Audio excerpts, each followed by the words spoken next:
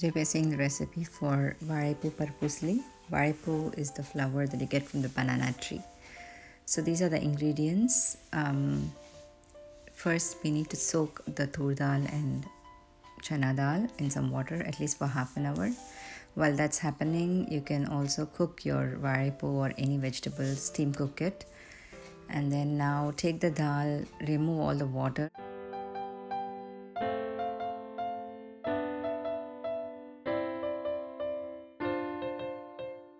And then grind it with some salt, asafoetida and the chili.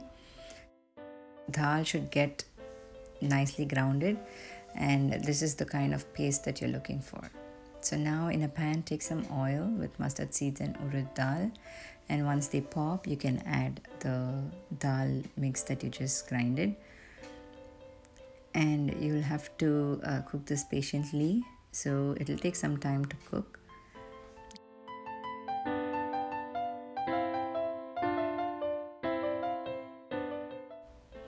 You can add a little bit more oil than usual because you want this to be nice and roasted, and then you can again keep mixing and cooking for a little bit more. Keep mixing it. You see that it's starting to separate and it's becoming crispy. That's the texture that you're looking for.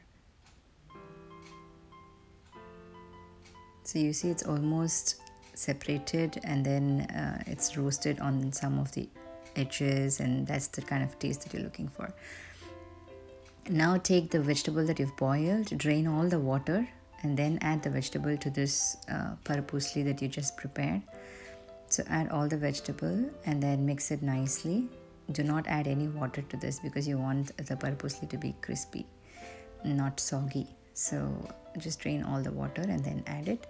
No need to add any salt because you've already added salt while grinding the dal and also while cooking the vegetable, so no need to add the extra salt. So now the vegetable is ready, and this can be eaten with rice or just like that.